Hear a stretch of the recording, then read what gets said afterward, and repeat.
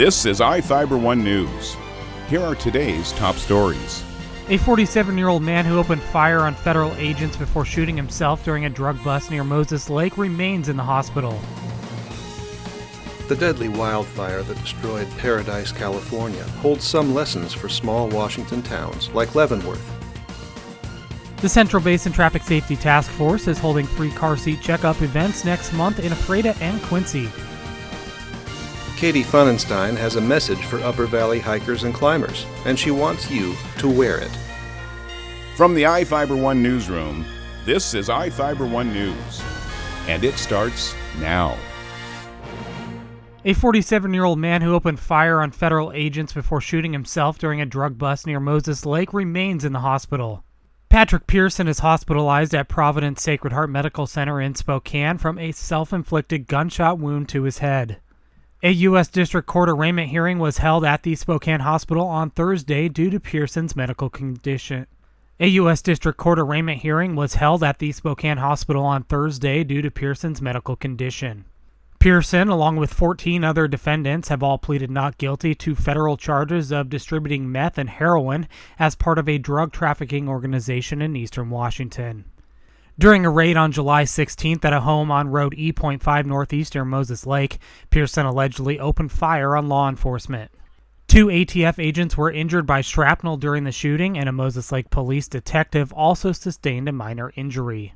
The sheriff's office says Pearson eventually shot himself in the head in a suicide attempt and was transported to Sacred Heart. Pearson has yet to be charged in the shooting, and the sheriff's office continues to investigate. This is Joe Utter for iFIBER 1 News. This segment is brought to you by... Change doesn't have to be complicated. With a low-profile microwave hood combination that's ready to install right out of the box. It fits in the same space as your under-cabinet hood, so you can get your microwave off the countertop and make space for the routines worth keeping. The low-profile microwave hood combination from the #1 selling appliance brand in the USA. Whirlpool Appliances, now available at More Furniture in Ephrata.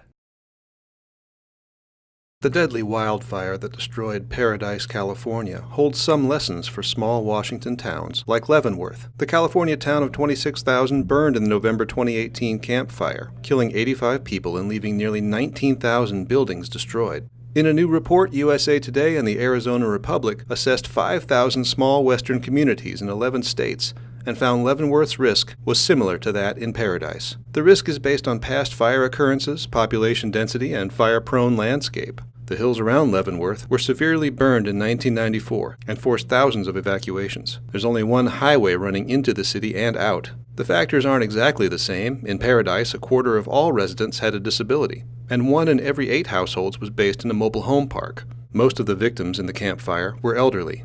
All these factors impeded evacuations. The report follows a U.S. Forest Service study last year, which found Leavenworth, Ellensburg, Wenatchee, Chelan, Kashmir, and Omak were among Washington's top 10 cities most exposed to wildfire. Jefferson Robbins, iFIBER 1 News. This segment is brought to you by... Your taste buds bored? Well, then bring them to Jay's Teriyaki. Not only does Jay's have a variety of teriyaki dishes, they also offer mouth-watering salads and sides. Call Jay's 509-764-5155. Jay's Teriyaki, located at 123 East Broadway in Moses Lake, because it's all in the sauce. The Central Basin Traffic Safety Task Force is holding free car seat checkup events next month in Ephrata and Quincy. The first free event is from 10 a.m. to 2 p.m. on August 3rd in Quincy at the Grant County Fire District 3 station, located at 1201 Central Avenue South. The event in Ephrata is set for August 10th from 10 a.m. to 2 p.m. at Ephrata City Hall at 121 Alder Street Southwest. Certified technicians will be on hand to help properly install a child car seat or booster and help people find out if the seat needs to be replaced or upgraded and educate people about the state's new child restraint law. Organizers say car seats and booster seats will also be available for purchase on site. The Moses Lake Police Department is also hosting a checkup event on Saturday, July 27th from 10 a.m. to 1 p.m. in the parking lot across from the police department. This is Joe Utter for iFIBER 1 News. Katie Funenstein has a message for Upper Valley hikers and climbers, and she wants you to wear it. Earlier this year, Katie, a Leavenworth wildlife biologist and outdoors enthusiast, got tired of encountering unsightly deposits on her regular outings. Specifically up the icicle here, there is just a ton of human poop around. And dog poop too. And it was especially bad this spring as the snow was melting out, just going up the Icicle Ridge Trail. Oh, just the gold mines were just popping up everywhere, and it's just so gross. Katie says the problem in the Icicle River Valley is pronounced in the early spring, when people start using the trails but have no ready access to restrooms or pit toilets. Often, trailhead latrines don't open until late spring, so she started her own anti-poop project, a sticker and button campaign urging trail users to scoop up after themselves and their pets. Katie came up with the basic concept and asked a designer friend, Paul Atsu of Red Lodge, Montana, to create the patches and stickers for cars, water bottles, backpacks, or wherever. My original idea was just very simple because I'm not an artist, I'm a scientist. And he came back with the lederhosen guy, and I'm like, oh my gosh, this is brilliant. She started distributing the goods at Leavenworth shops like Good Mood Food Restaurant and Cafe, and taking donations to pay for more. So far, the campaign's been a hit.